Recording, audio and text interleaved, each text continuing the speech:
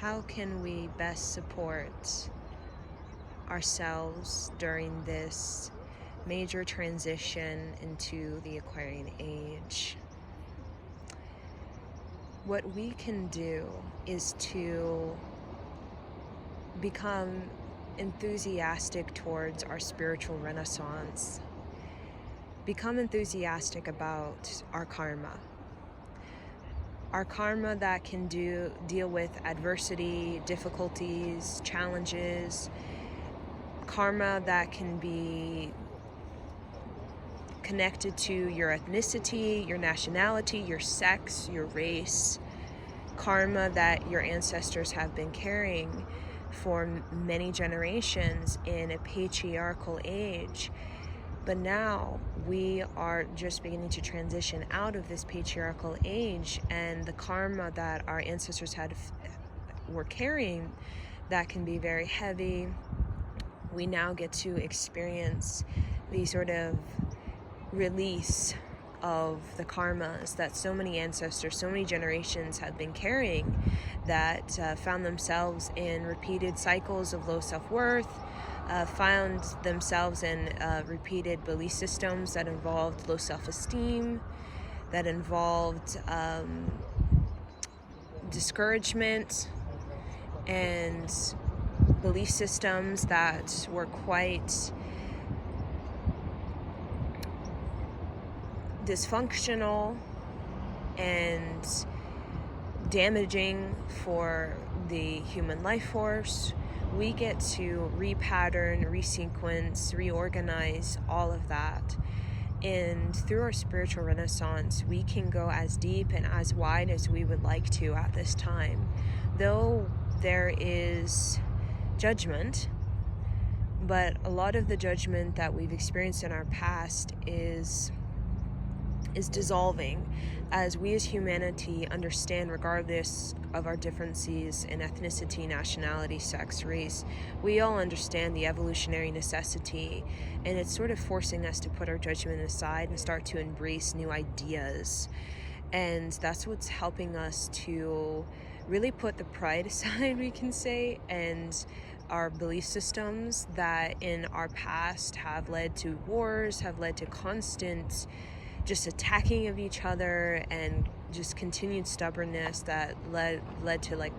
being very unevolved, very immature, very reckless, and have led to a lot of separation between all kinds of groups of people, and has led to the idea of being disconnected from our planet, from ourselves, from each other. But with this transition, we get to mend, and we get to bring back connection to this planet that the indigenous people have upheld even now, the Native Americans, as well as individuals who remained close to the teachings of wisdom that have been shared and that have been practiced for many thousands of years, sort of for this time right now where we have a choice. We can go into many possible timelines for our future in this Aquarian age within, 2 centuries, 5,000 years. It's sort of a big leap, 5,000 years, but a lot of what we decide now can really potentiate future generations into a relationship with the world. Will that relationship with this planet be one that is artificial, right? As we see like a lot of the sort of like artificial taste in food, artificial like beaches, right? Through like kind of virtual reality, even starting to see like sort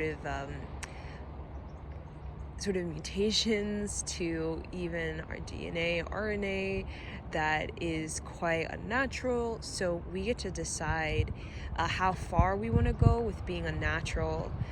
when it comes to, technology, and how much we want to remain close and intact with more of our spiritual and creative connection.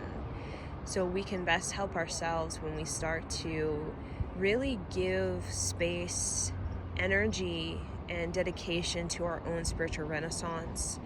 and supporting that through really embracing all of the creative imagination, wonder, downloads, ideas, seeds that are given to us from the cosmos that can really introduce us to a higher imagination, that can even introduce us to a more expansive, evolutionary way in which we kind of view what we can do, what we could create, what we could make. And I think a lot of that spiritual renaissance has to do with really working on the mind, right? The higher mind. And we can see that through a desire to uncover like astrology or cosmology or numerology, or for me it's archaeology. And that can be a pathway towards really opening up not just the history of this planet when we think of through the oral traditions of the indigenous people, even like through your own sort of psychic awareness or your own intuitive awareness, but also, you know, your sort of a fascination, appreciation for the cosmos will also really instill in you this broadness, this vastness, this intention to want to uncover belief systems that are not solely bound to Earth, that take part in the kind of discovery and the movement of Earth, but also the kind of possibilities for other interactions, for other relationships that we can have on Earth with other planets, or even other solar systems. So how we can best support ourselves is embracing the spiritual renaissance, whatever that means for you, and really integrating it into your life, really embodying that shamelessly, non-judgmentally, and start to share that with those around you, regardless of differences or challenges or karma that other people may be carrying, and kind of hold that as a sort of bridge that you're creating to a destiny that maybe is not laid out for you by ancestors, but something that is completely unique and completely original to the generation that is happening now, that is so extraordinarily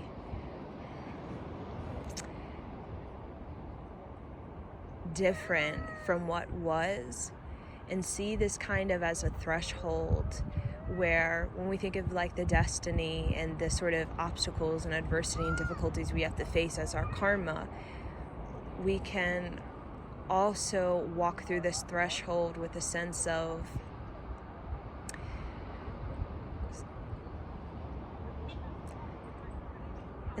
willingness to really honor the differences that we're experiencing, the way that we feel, or the way that we're understanding or interpreting, and the ideas that come to us, and really start to expand upon them, go deep in introspection and meditation with them, and just see how evolutionary your thoughts can be, and see that spiritual renaissance as a kind of creative movement that you can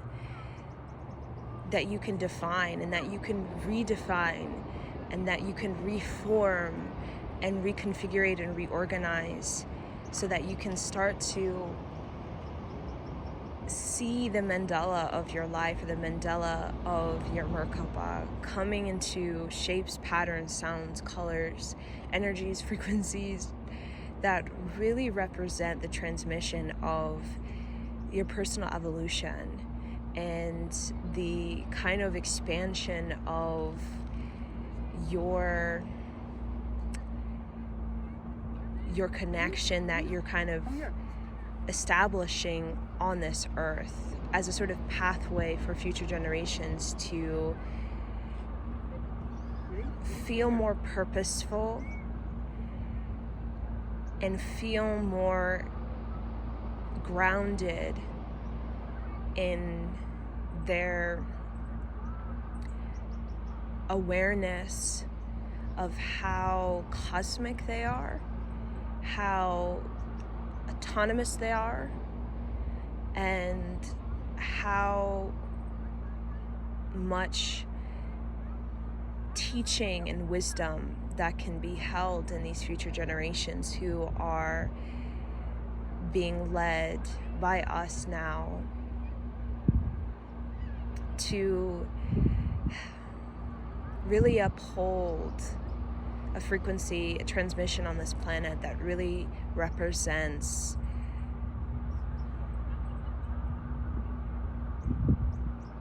the healing as well as the unconditional love and unconditional experience that we allow ourselves to have, so that we can really see how much breakthrough we can have in this life just through our willingness to connect more instead of disconnect, connect more, to really see for ourselves the root and then start to reshape from that point upward and see that completely